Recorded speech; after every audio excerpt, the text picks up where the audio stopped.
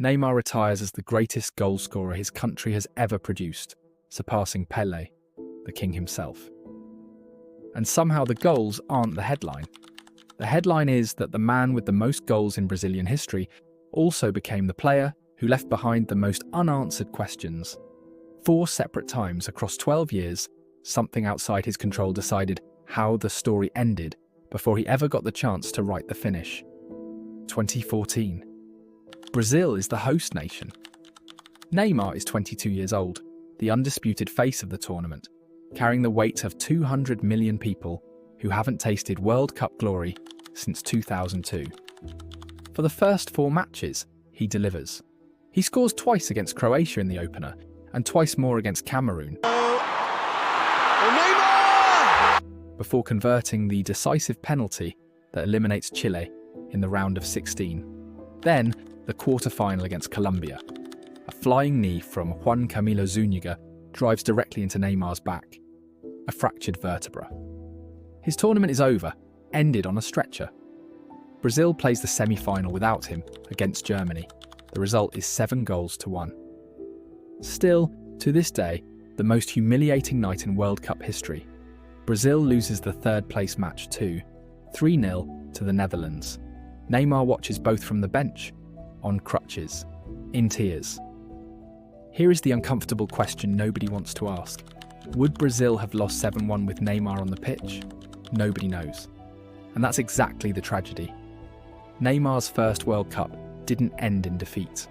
It ended in an injury that never let him find out what he could have done. 2018, Russia. Neymar arrives at his second World Cup, fighting against his own body. A broken metatarsal had kept him sidelined for 3 months, right before the tournament. He is no longer the boy of 2014. He is 26, a global icon at Paris Saint-Germain, and once again the focal point of a nation's hope. He scores against Costa Rica.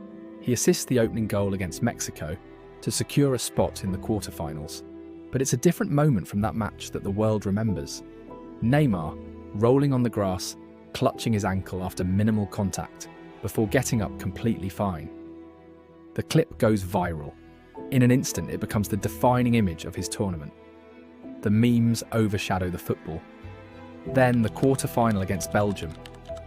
Brazil goes in as favourites, but a Fernandinho own goal and a Kevin De Bruyne rocket put Belgium 2-0 up. Brazil fights back, pulling 1 goal close, but the equaliser refuses to come. In the dying minutes, Neymar has the ball at his feet in the box, a fraction of a second to send the game to extra time. The block is made, the whistle blows, Brazil is out. Neymar cries on the pitch, then cries again in the tunnel. 2018 didn't end in injury. It ended in ridicule, a viral moment overshadowing elite performances, and a quarter-final exit that left him wondering what could have been at 100% fitness. 2022. Qatar. Neymar is 30 now. He is at the absolute peak of his footballing intelligence. But in the opening match against Serbia, his ankle gives way. He misses the rest of the group stage entirely. He rushes back for the knockout rounds, scoring in a 4-1 demolition of South Korea. He looks sharp, clinical, like the version of himself that could finally deliver. Then comes Croatia in the quarterfinals. For 90 minutes, Brazil knocks on the door, but it won't open. Then, in the 105th minute of extra time, Neymar produces magic.